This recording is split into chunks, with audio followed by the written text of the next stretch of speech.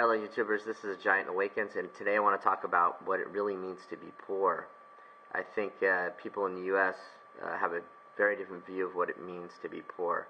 I was in the military in the early 90s. I got to spend some time in South Korea.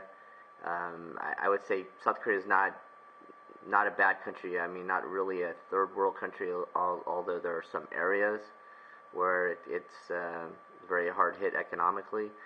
And from just being over there, I'll never forget a story I tell a lot of my friends.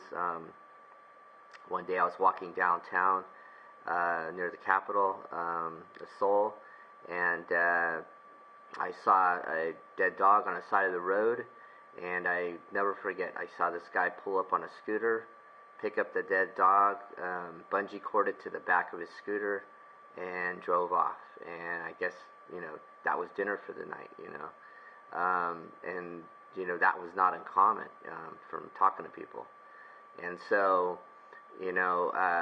living here in the United States, I mean, we definitely have poverty here, but it is not near as bad as some of these third world countries.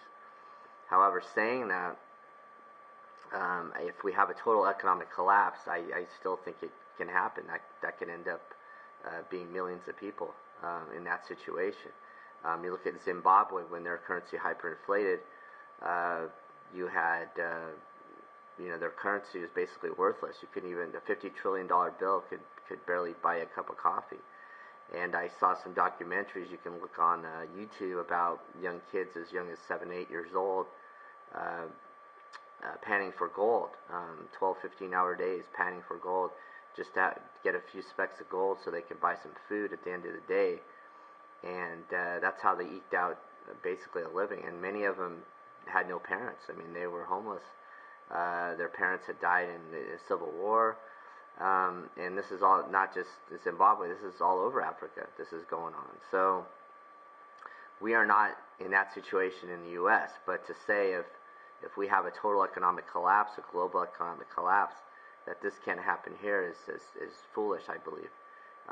It doesn't take long for a whole economy to collapse and go into that cycle of hyperinflation where everything costs so much no one can afford it, and your currency becomes worthless.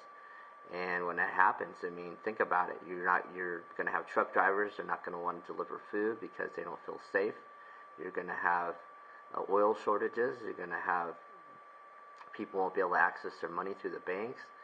And so it'll be pretty much everyone fending for themselves. We'll have a total collapse of lawlessness. We'll have no police on the streets because they won't feel safe.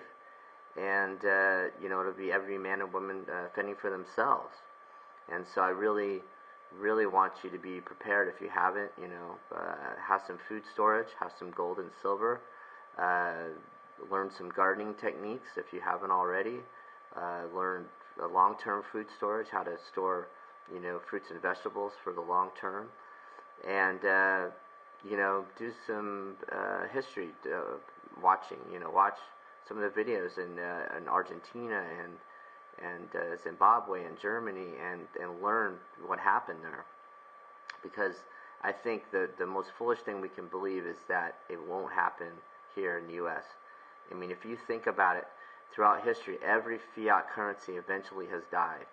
There is no fiat currency, I believe, that's lasted longer than 40 years. The U.S. dollar is probably one of the longest ones, and that's just because we are the reserve currency of the world. If we didn't have that, I think our currency would have crashed a long time ago. But just remember, gold and silver are the only forms of barter that have been around, thousands of years, over 5,000 years. There's a reason for that, because you can't just go out and print, thousands of ounces of gold or silver. You can't do that. So I want everyone to be aware of that, and just think about, what it really means to be poor in the United States and compared to these other countries, and that we're not there yet, but it could very well happen. And once it happens, it's like a runaway freight train. It can't be stopped. So that's all I have for today. If you have any comments, please post them at the end of this video. And if you haven't signed up for my YouTube channel yet, please do. And everyone have a great day, and thanks for listening.